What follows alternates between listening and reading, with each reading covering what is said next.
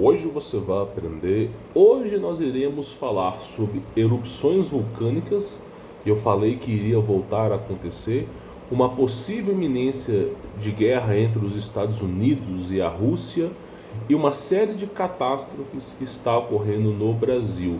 Quantas vezes, quando eu avisei que o campo eletromagnético do mundo está defasado, fora do seu eixo 44 graus, que o campo magnético do mundo está enfraquecido, e principalmente acima do Brasil é o ponto mais fraco do campo eletromagnético. Deveria estar em 81 unidades de informação, está apenas a 62. E no Brasil está 22, meu irmão. Então a coisa está muito pior em cima do Brasil, tá? Sendo o Brasil o centro do alvo da inversão magnética, tá? Quer você queira acreditar ou não, né? Todos nós vivenciaremos isso. Então tem alguns vídeos que eu preciso falar aqui para vocês, tá? Principalmente sobre esse vídeo aqui, ó, que basicamente caiu um meteoro em Minas Gerais. Inclusive esse meteoro aqui estava sendo vendido no Mercado Livre. O cara estava pedindo mais ou menos, acho que 32 mil reais. Depois ele viu que ninguém comprou, estava tentando vender por 16. Então esse é o nível de brasileiro, meu irmão. E aí tem esse meteoro que caiu, tá? Eu vou colocar aqui para você ver. Então isso aconteceu lá em Minas Gerais, tá? E olha só para você ver o nível. E repara bem, eu quero deixar isso aqui bem claro para você, ó. Vamos continuar assistindo esse vídeo aqui, ó. Repare bem você que o céu pisca. Olha só, o céu pisca quando o meteoro cai. Muitos vão dizer que está entrando na estratosfera e não sei o que, combustão. Mas repara bem quantas vezes que o céu não pisca. Sendo o campo eletromagnético em cima do Brasil mais defasado, mais fraco, possibilitando que entidades demoníacas possam entrar na Terra, quantas vezes que esse céu piscando não possa ser essas entidades entrando na Terra, né? Através de naves voadoras, seja lá o que esses seres têm aí hoje em dia, tá? Então é uma coisa interessante, tá?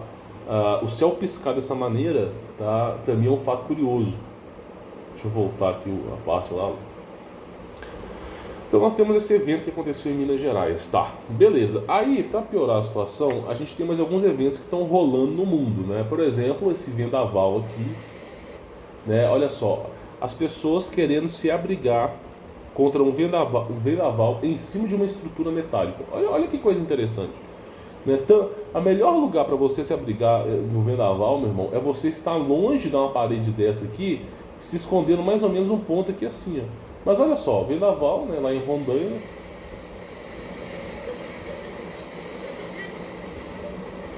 Olha só. E o cara de moto, a pessoa de moto, ela não entendeu, né, o lugar que ela está em cima. Olha só.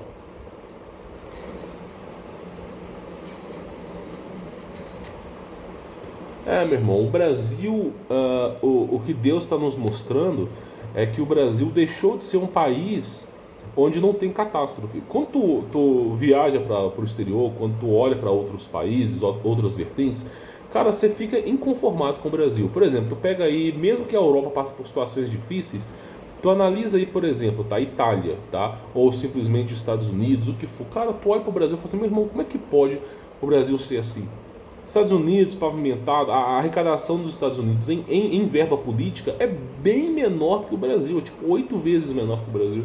O Brasil paga um absurdo. E tu olha para outros países, tipo assim, a coisa tá andando. Apesar que o fim se aproxima, mas a coisa tá andando. Agora tu olha para o Brasil, tudo ferrado, meu irmão. O Brasil perde a pena para Congo aí. A coisa tá pesada. E aí tu olha para o Brasil e fala, ai Deus, né, tem uma excelente solução para isso. Começar a ter catástrofe. Quanto mais catástrofe acontece no Brasil, mais as pessoas ficam prejudicadas, mais as pessoas começam a ficar acordadas. A parar de ficar votando em político, que passa em carrinho, de carro alegórico na avenida para eleição. A parar de acreditar nesses mané e começar a realmente pensar na solução. Então o Brasil é um país que não acorda. A gente espera que acorde agora por conta dessas catástrofes, tá? E aqui nós tivemos uma enchente. Olha só, o cara que tá... Basicamente isso aqui é um cemitério e transbordou água no cemitério, olha só. Transbordou água no cemitério. Olha a situação. Tu já ouviu falar de descanso em paz? Mas nem morto o cara tem descanso mais. Né? Então, para tu ver mais ou menos a ideia aí, tá? São coisas que estão acontecendo, tá? Isso aqui, ó, é o que eu falei, liquefação em Minas Gerais. A chuva cria bolsões de ar debaixo das estradas, bolsões de ar onde ocorre o dreno d'água. E futuramente, né, após... Olha, o chão não está molhado, isso aqui está seco. E depois que cria esses bolsões de ar, basicamente fica vulnerável, fica uma casquinha danada essa estrada. E olha só o que aconteceu, liquefação, que eu falei, ó, olha para dizer, entortou tudo. Por que você entortou isso aqui? Tem um buraco de todo tamanho. A terra aqui embaixo foi lavrada com a chuva e gerou esses bolsões de ar. Raramente ocorre esse fenômeno nos Estados Unidos. Sabe por quê? Estados Unidos, por que os Estados Unidos, quando vai fazer uma estrada, coloca ferragem? Já reparou? As rodovias, as estradas que são feitas nos Estados Unidos têm ferragem. E eles não usam esse piche brasileiro, eles usam concreto. Agora, por que os Estados Unidos usa ferragem e concreto nas estradas deles?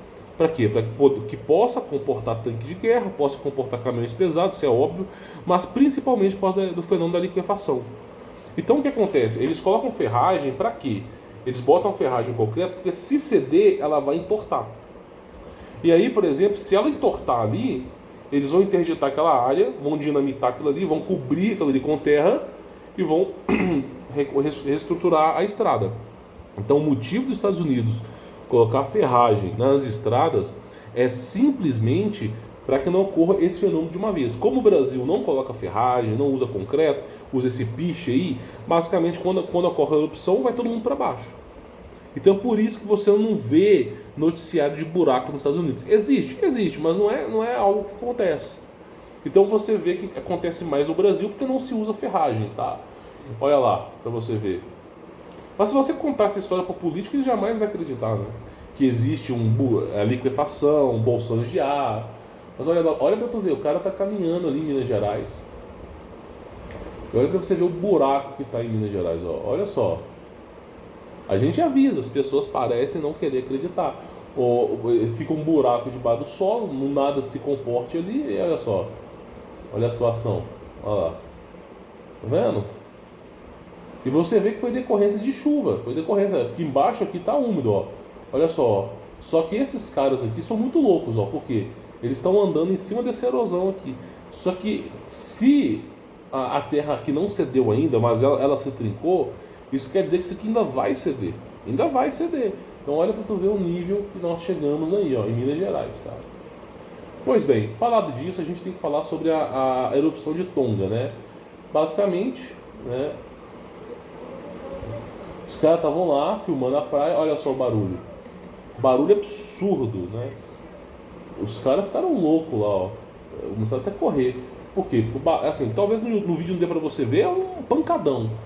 E aí foi mostrada a erupção de Tonga, né? Olha só, através aí, veja essa imagem aqui, através aí do espaço, ó, olha só. Meu irmão, é a força de uma bomba nuclear, cara, pra cima, tá? Olha o nível aqui, ó. Olha só. Olha o nível, né? E eu falo, embaixo dos oceanos é onde tem mais vulcão do que na Terra. Então, na superfície da Terra é visível e palpável os vulcões. No oceano não é visível, mas as pessoas acham que não existe. Existe, os maiores vulcões estão no oceano. E aí, meu irmão, você acha que o mar segura um vulcão? Não segura, não. Olha só o que aconteceu, olha a força que aconteceu aqui, ó. Tá vendo? As pessoas parecem não entender, tá? Então, assim, ano após ano a coisa está piorando. As coisas estão se intensificando. 2020 a gente teve algumas catástrofes, nada do nível de 2021. 2022 nós teremos catástrofes agora, no final do ano, né? Mas nada no nível de 2021. E no início de 2023 nós vamos ver catástrofes colossais. Então, ano após ano, a gente percebe que está se intensificando o problema. Ano após ano o problema só aumenta. E as pessoas parecem não querer acreditar. Pois bem, nós já falamos sobre isso, aí nós temos algumas coisas interessantes aqui, tá? Olha só, basicamente, isso aqui é um dos vídeos. Eu vou aumentar o volume aqui, tá? Mas não vou colocar o vídeo inteiro devido a direitos autorais. Mas só que temos a mesma ideia, ó. Rússia propôs um acordo de paz, mas os Estados Unidos recusou todos.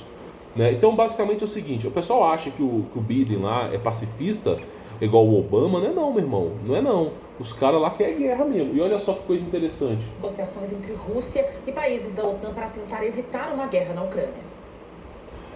Entendeu? Então, assim, os Estados Unidos se envolvendo com a Ucrânia, coisa que não deveria acontecer.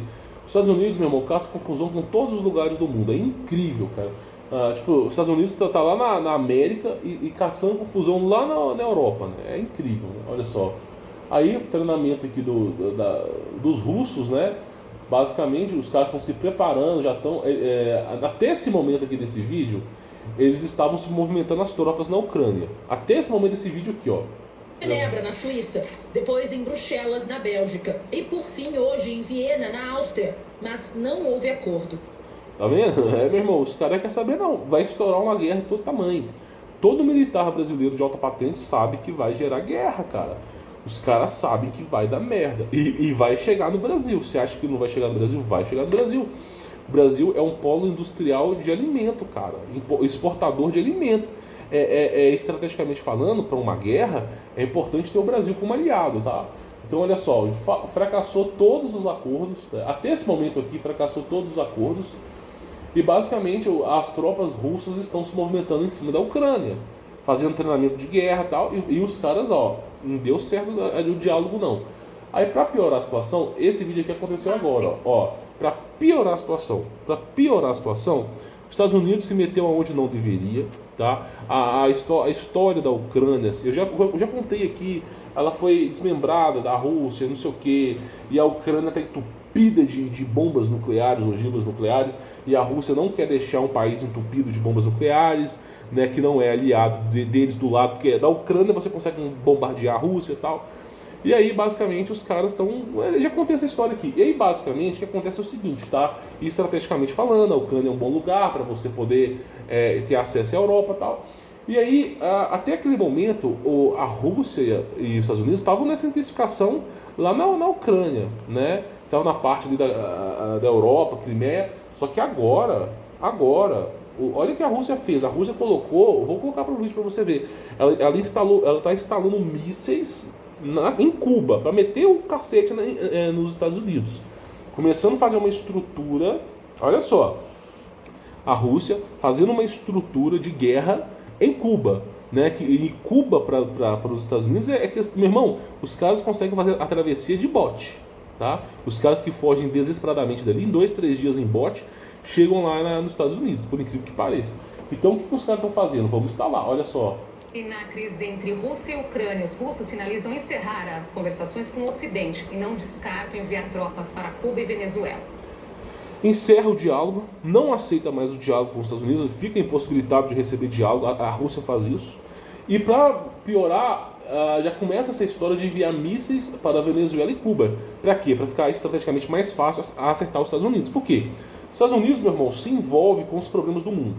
É muito fácil os Estados Unidos lá na Ucrânia colocar milhares e milhões de pessoas, tanques de guerra, e regaçar com a Rússia, com bombas, ogivas, o que for.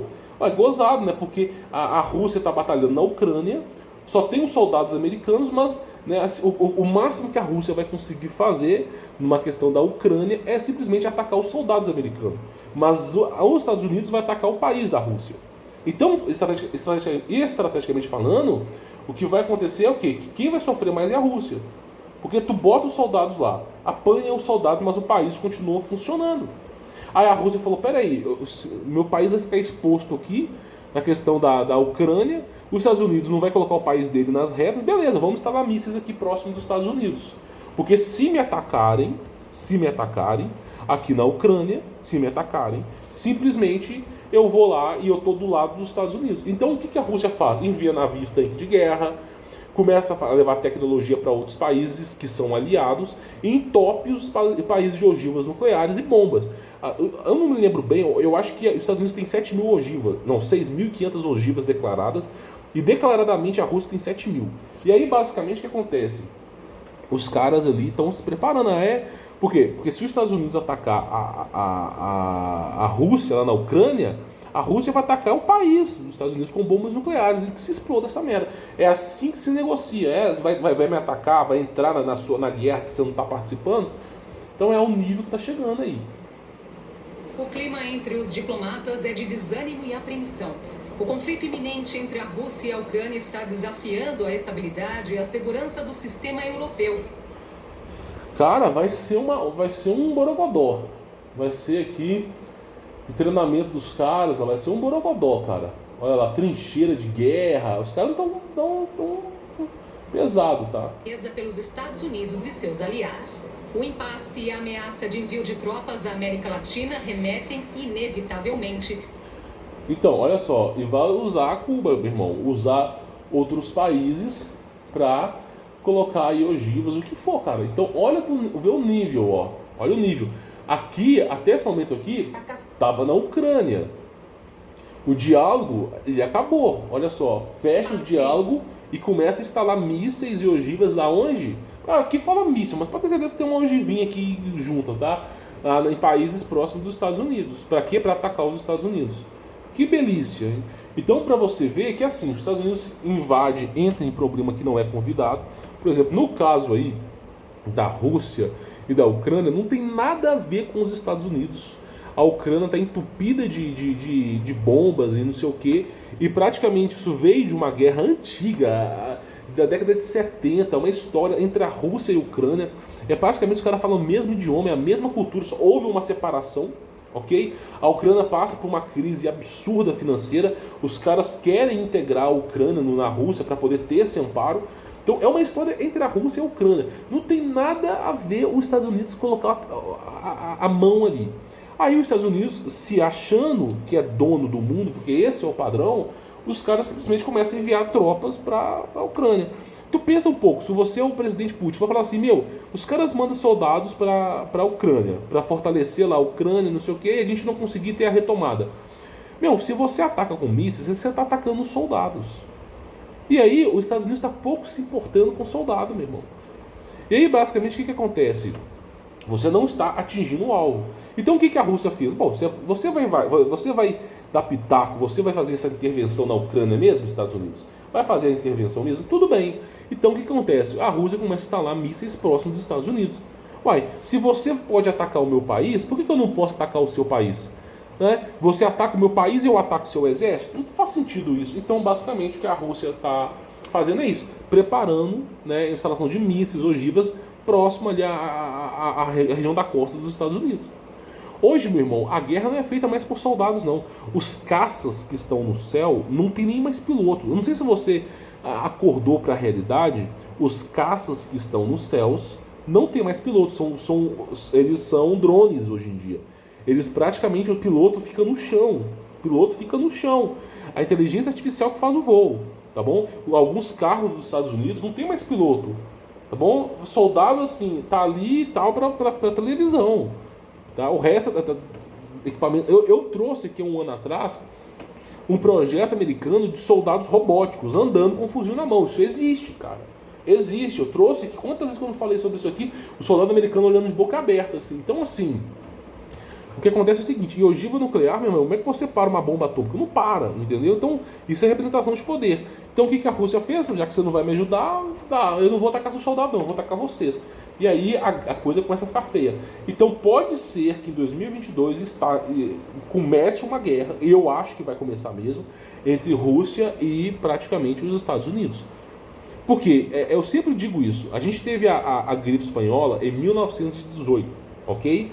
Aí nós tivemos nova normalidade em 1922, nós tivemos as picadinhas obrigatórias em 1918 e 19, nós tivemos eu não vou poder falar muita coisa aqui, então basicamente está se repetindo, vem uma pandemia, depois apresenta uma solução, a galera é dizimada em massa e é coberta com uma guerra, é sempre assim, aí quem sobrou volta para a normalidade. É sempre assim, meu irmão. Se você analisar a história da gripe espanhola, foi isso. Cada revolução industrial ocorre uma redução populacional. Pode você ver, todas as revoluções industriais que aconteceu. Na primeira Revolução Industrial aconteceu uma pandemia e uma guerra.